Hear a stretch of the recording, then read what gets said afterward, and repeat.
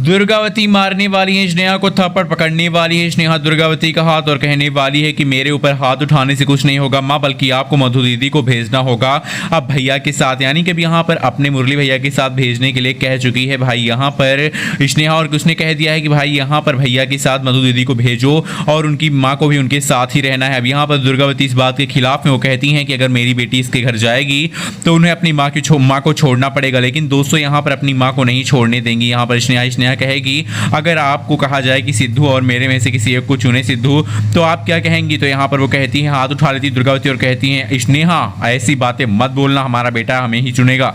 लेकिन तभी सिद्धू आता और कहता है नहीं माँ, हम यहाँ पर स्नेहा जी को भी चुन सकते हैं, आपको हम छोड़ सकते हैं। लेकिन अब ये सुनकर दुर्गावती कहती है अगर ऐसी बात है तो हम मधु को एक बार जाने देंगे, लेकिन अगर हमारी बेटी के साथ कुछ भी बुरा करती है ये औरत तो हम फिर से अपनी बेटी को लेकर आएंगे, उस औरत को जेल की चक्की पिसवाएंगे।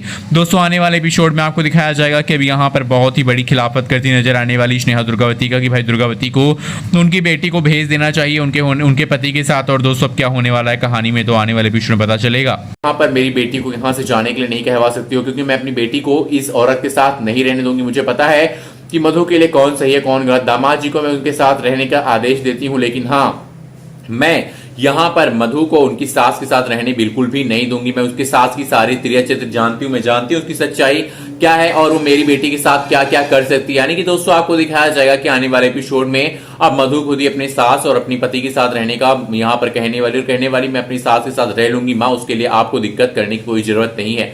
लेकिन दोस्तों उसकी सास जो है वो अगर शादी के बाद यानी कि मधु की जाने के बाद उसके साथ कुछ बड़ा हादसा कर दे तो इस बात का यहाँ पर कौन जिम्मेदार होगा। इस चीज को लेकर यहाँ पर दुर्गावती कहने वाली है कि स्नेहा इसकी जिम्मेदार तुम होगी अगर हमारी बेटी मधु के साथ कुछ होता है, मधु को यहाँ पर इस घर से जाने की और अपने भाई के साथ भेजने की जो यहाँ पर हिमाकत कर रही है वो सिर्फ तुम ही कर रही हो। वीडियो को लाइक करके आप बताएं क्या होगा कहानी के आने वाले एपिसोड में।